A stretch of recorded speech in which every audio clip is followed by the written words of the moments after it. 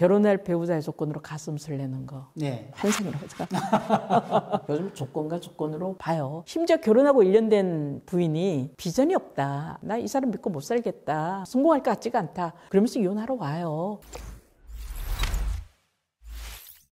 안녕하세요. 변호사 이명숙입니다. 전래동화 생각나세요? 어떤 거요? 두 사람 갖은 온갖 시련, 어려움 다 겪고 네. 너무너무 사랑하는 마음으로 마지막 네. 결론이 뭡니까? 그 뒤로 행복하게 잘 살았습니다. 결혼해서 오래오래 행복하게 살았습니다. 이게 참 편일적인 거죠. 네네네.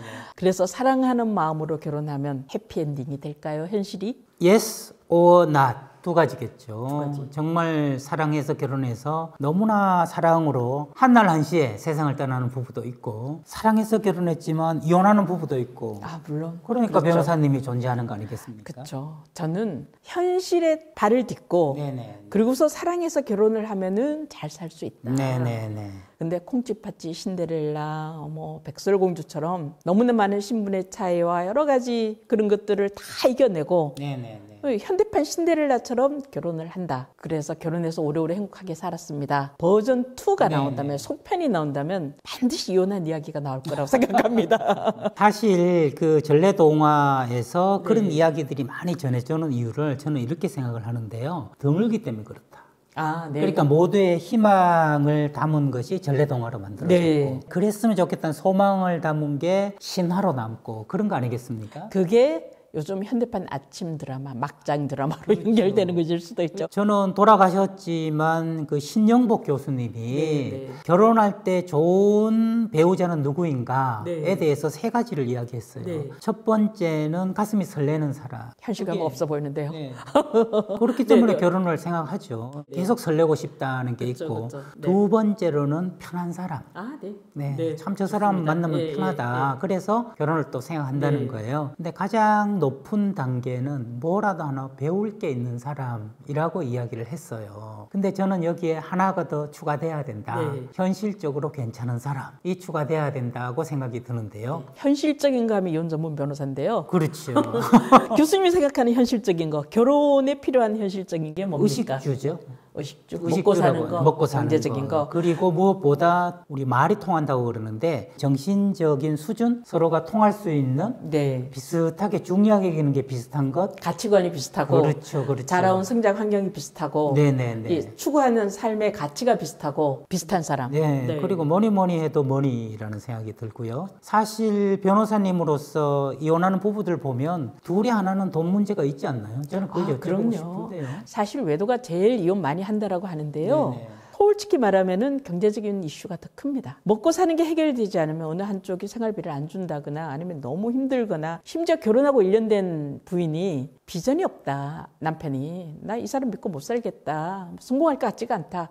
그러면서 이혼하러 와요. 경제적인 문제, 먹고 사는 문제 정말 중요하죠. 네, 현실적인 게 워낙 중요하기 때문에 한 20여 년 동안 모 여대에서 남자의 가장 원하는 조건을 네. 이야기했을 때 항상 1등 했던 게 경제력이었는데 몇 년 사이에 그게 재력으로 바뀌었다는 얘기를 들었어요. 그래서 그 네. 경제력은 버는 돈이지만 재력은 깔아둔 돈. 깔아둔 돈, 부모, 조부모의 재산. 네, 그만큼 현실적이라서 굉장히 속물이구나 이렇게 봐서는 결혼에 대해서 오해를 좀 하고 있다. 저는 그런 생각이 드는데요. 갤럽 같은 조사에서 네. 남녀한테 언제 결혼하고 싶으냐를 물은 적이 있어요. 네. 그랬더니 남자들이 주로 이야기하는 거는 라면만 먹다가 질릴 때 혼자 밤거리를 헤맬 때 정말 이게 여러 가지가 삶에서 불편한 게 있을 때 결혼이라도 할까 이렇게 생각하는 경우가 네. 가장 많았다는 거예요. 네. 근데 여자들은 이와 달랐다는 거죠. 네. 뭐냐면 백화점에 같이 뭔가 쇼핑하는 모습을 볼 때 아이를 데리고 공원을 놀러 가는 걸 볼 때 나도 저렇게 행복하게 살고 싶다. 그래서 막상 결혼을 하면 네. 여자들의 만족도가 떨어진다는 거예요.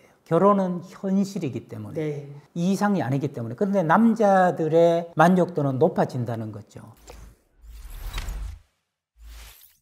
저는 교수님 이야기 들으면서요. 제가 너무 삭막하고 너무 현실적이 되어버렸는지 모르겠지만 결혼할 배우자의 조건으로 가슴 설레는 거. 네. 환상이라고 생각합니다.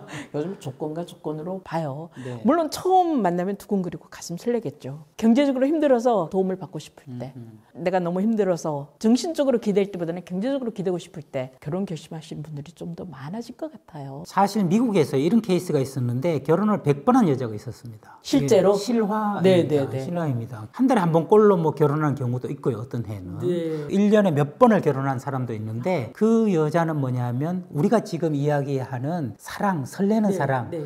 그것만 단물처럼 빨고 그리고는 바로 헤어지는 거죠. 네. 미국이니까 아마 가능하겠지만. 그쵸. 혼인신고 안 해도 되고 이혼 힘들지 않고 네. 동거만 해도 부부로서 인정받는 네. 그런 나라에서는 가능한. 가능하죠. 네, 그래서 우리나라는 힘들죠. 정말 사랑하고 그런 로맨틱한 사랑을 오래 유지하고 싶다. 그러면 과연 그것을 실현하는 게 결혼이 최선인가? 여기에 대해서는 결혼은 현실이라는 측면에서 퀘스천 마크를 달고 싶다. 이런 저러한 요건들 중에 하나가 설레임이다. 이렇게 바라보는 것이 보다 합리적이고 현실적인 게 아닐까 그런 생각이 합니다. 저희 부모님 세대는 네. 설레임만으로 사랑만으로도 결혼했어요. 네. 같이 모으면 힘들게 살면 집도 마련하고 애들도 키울 수 있으니까요. 저희 때만 해도 너무너무 사랑해서 월세방에서 시작해서 연애 결혼해서 살았거든요. 글쎄요. 그렇게 사랑만으로 힘든 경제적으로 어려운데 결혼을 감행할 사람도 잘 없고 그렇게 순수하게 사랑만 앞세워서 결혼하려고 하면 주변에서 반대하는 사람도 정말 많을 거예요. 저는 그래서 이렇게 얘기하고 싶어요. 하나의 조건으로서 설렘이 있었는데 그것은 사랑이 하나일 뿐이고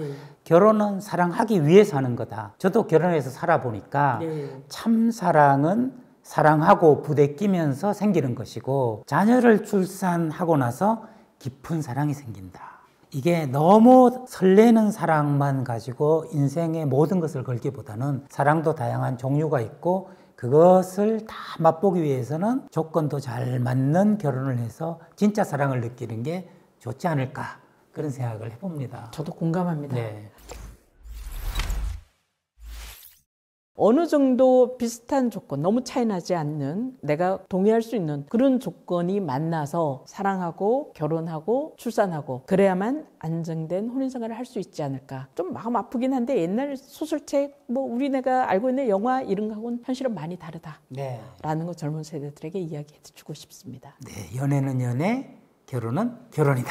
찐 사랑은 찐 사랑, 결혼은 따로.